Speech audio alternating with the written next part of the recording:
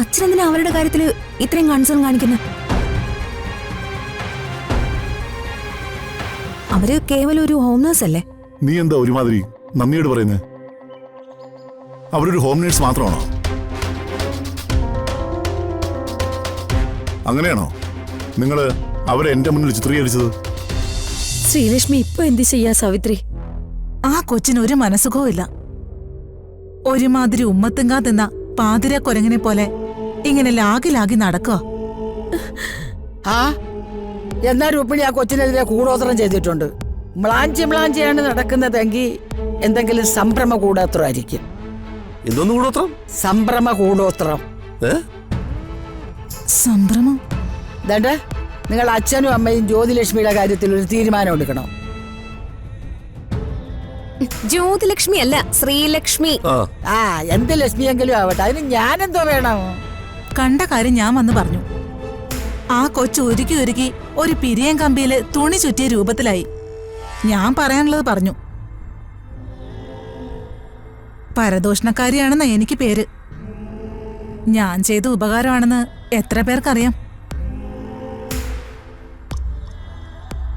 എന്നാ ഞാൻ ഇറങ്ങട്ടെ.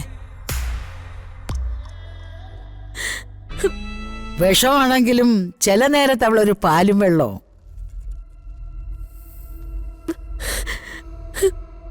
ദാണ്ട മകളുടെ കാര്യം ഓർത്ത് രാധമ്മ വിഷമിക്കൊന്നും വേണ്ട. അവളിപ്പോ ഒരു കുടുംബിനിയല്ലേ. ഒരു കുടുംബം ആവുമ്പോ ഇങ്ങനെയൊക്കെ ഇരിക്കും. അല്ലേലും അവക്ക് കുറച്ച് അഹങ്കാരം കൂടുതലാ. പഠിക്കട്ടെ. അഹങ്കാരം നിനക്കും ഉണ്ട്, അവക്ക് മാത്രമല്ല. ദേ എന്റെ നേരെ വന്നാലുണ്ടല്ലോ ഞാൻ പറഞ്ഞേക്കാം. പിന്നെ നിർത്തടി. ശ്രീലക്ഷ്മിയുടെ കാര്യം പറഞ്ഞ് ആരും ഇവിടെ തമ്മി തല്ലണ്ട.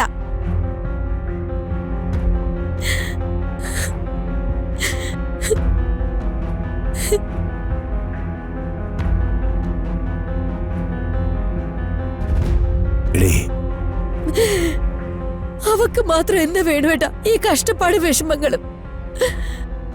അറിയില്ലടി, ഏതൊരച്ഛനും അമ്മയ്ക്കും മക്കളെല്ലാവരും ഒരുപോലെയാ. പലരും പലതും പറയും. പക്ഷേ നമുക്ക് അവളുടെ സങ്കടങ്ങൾ അറിഞ്ഞിട്ട് അടങ്ങിയിരിക്കാൻ പറ്റുമോ? നീ വിഷമിക്കാതെടി. നമുക്ക് നാളെ രാവിലെ അമ്പലത്തിൽ പോയി അവൾക്ക് വേണ്ടി വഴിപാടുകൾ കഴിച്ച് പ്രാർത്ഥിക്കാം. നമ്മുടെ പ്രാർത്ഥന പുന്നക്കീഴിലമ്മ കേൾക്കാതിരിക്കില്ല.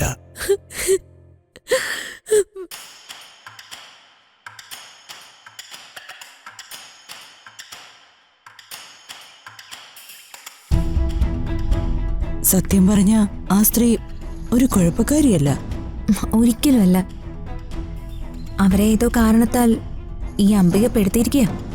എന്ത് കാരണം? അത് ആ കാരണം എന്താണെന്ന് മാത്രം അവര് പറഞ്ഞിട്ടില്ല. പക്ഷേ എന്തോ ചില കാരണങ്ങളാൽ ഈ സംയുക്തയ്ക്ക് ആ അംബികയെ പേടിയുണ്ട്. ഇവര് ഒരു അധോലോക നായികയാണോ ഈ അംബിക? അധോലോക നായികമാരൊക്കെ എത്രയോ ഭേദ.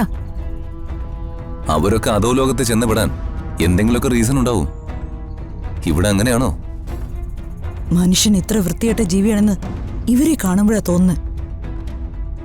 ഇവര് പ്രതാപേട്ടന്റെ ശേഖരേട്ടന്റെ പെങ്ങളാണെന്ന് എനിക്ക് സംശയമുണ്ട്.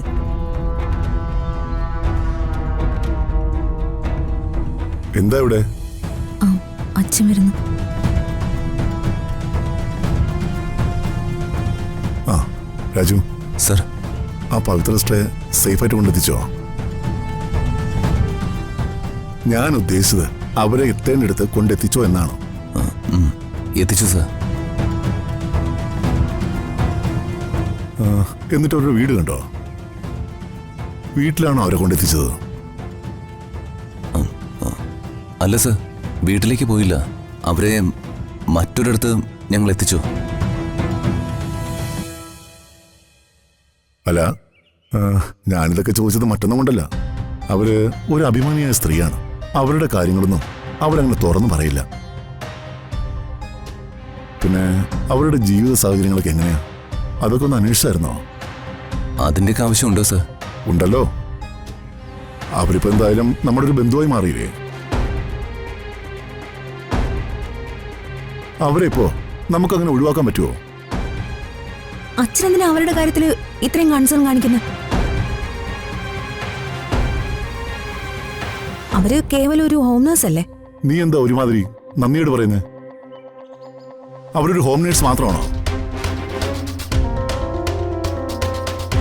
അങ്ങനെയാണോ നിങ്ങൾ അവരെ എന്റെ മുന്നിൽ ചിത്രീകരിച്ചത്?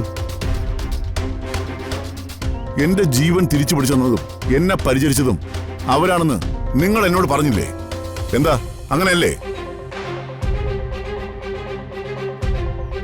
എന്താ ഒന്നും മിണ്ടാത്തെ? അങ്ങനെയല്ലേന്ന്? അതെ അച്ഛാ. സാധാരണ ഒരു ബന്ധവും ഒരു പരിചയവും ഇല്ലാത്തവർക്ക് കൂടി ഒരാവശ്യം വന്നാൽ സഹായിക്കുന്നവരാണ് ഞാനും നിങ്ങളും. ഒരാളൊരു സഹായം ചോദിച്ചാൽ അത് കൃത്യസമയത്ത് കൊടുക്കാൻ സാധിച്ചില്ലെങ്കിൽ നമ്മുടെ സമാധാനം നമുക്ക് നഷ്ടപ്പെടും. ഇന്നിപ്പോ മരണത്തിൽ നിന്നും എന്നെ രക്ഷിച്ച ഒരു സ്ത്രീയാണ്. അതുകൊണ്ട് മാത്രമാ ഞാൻ അവരോട് കൺസേൺ കാണിക്കുന്നത്. അല്ലാതെ മറ്റൊരു അർത്ഥവും ആരും അതിൽ കൽപ്പിക്കേണ്ട കാര്യമില്ല.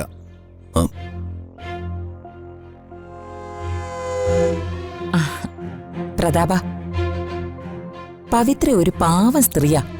വളരെ നല്ലവളും സംസ്കാരമുള്ളവളുവാ. നീയേ അവളെ വീട്ടിൽ ചെന്നൊന്ന് കാണണം. അതിനെന്താ, ഞാൻ പോവാം.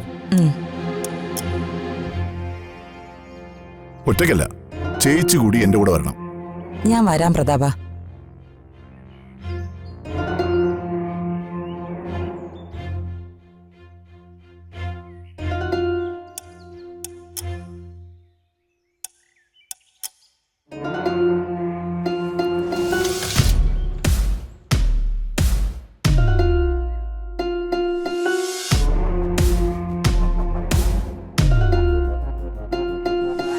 അച്ഛൻ ഈ കാര്യത്തിൽ ഇന്നസെന്റാ.